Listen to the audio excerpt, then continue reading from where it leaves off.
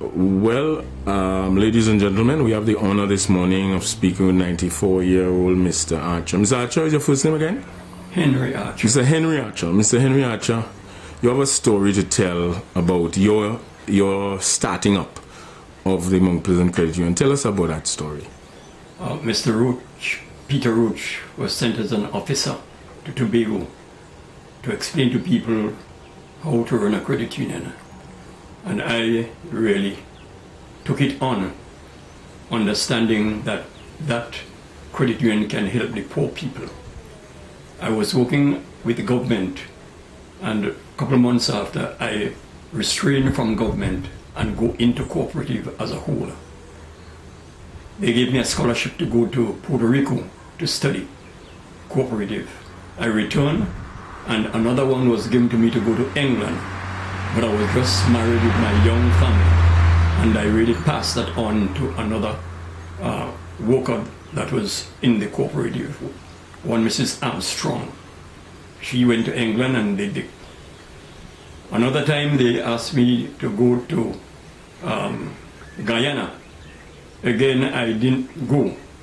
I refused going, and I gave it on to one Mr. Roberts, a young fellow who was working with the cooperative in Scarborough. He went and he returned. This cooperative was started really in 1949, but it was registered in 1950. During the course of the registration, they had a big to-do, and I had a dream in my house. And that dream I relate to people, fearing that they would say it's a dream that I made up. I scarce wanted to tell people because the dream was Henry by name, the same way you go from place to place and tell people that credit union is the best financial institution for the poor. Indeed, it is so, but I say, go tell them I'm coming soon. Let them remember the Sabbath day to keep it holy. Being a Seventh-day Adventist, and the Sabbath came up, I said people would say I make up a dream. So I was not telling people.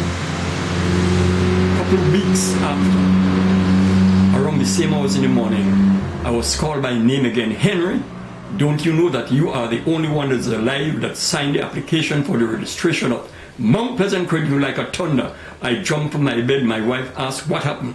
I told her a second thing about Mount Pleasant Credit Union. That morning I cried on my table. And I said to myself, God, don't destroy anyone unless you send a warning. And I believe I should tell people while I am saying what people would say.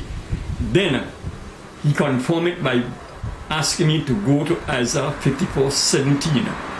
And that text says, no weapon that is formed against you shall prosper.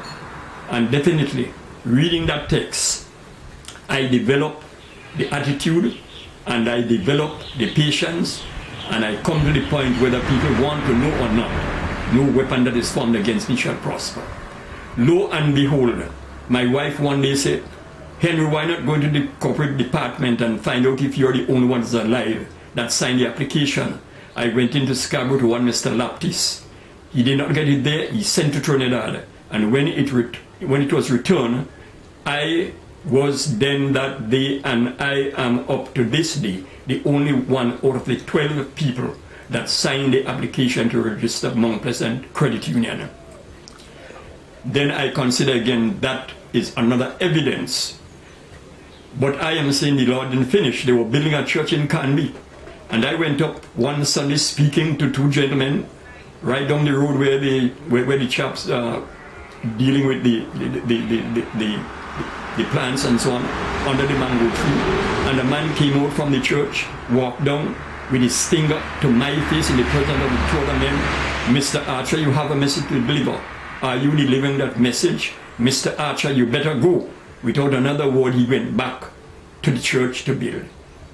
Friday of the very week, Sunday, Monday, Tuesday, Wednesday, Thursday, Friday at 6:30, I heard my telephone ring, and the message was, that man died. I took that again as clear evidence that I should tell people.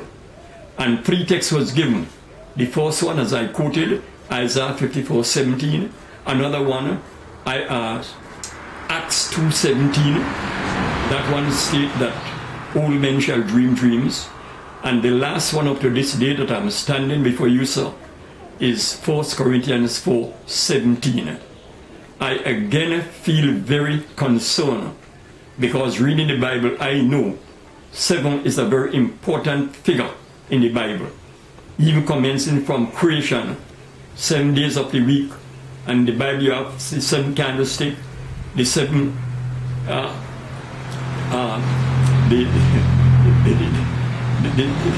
Take your time. The 7 candlestick, you have the 7 trumpets. 7 days of the week. You have the 7 days of the week, and a lot of 7s. And okay. Wherever you read in the Bible, and these 7 come, it's very important. And I come to the point where I should not be afraid to tell people. I have enough evidence, whether people accept it or not. I would publish this until I die by the grace of God.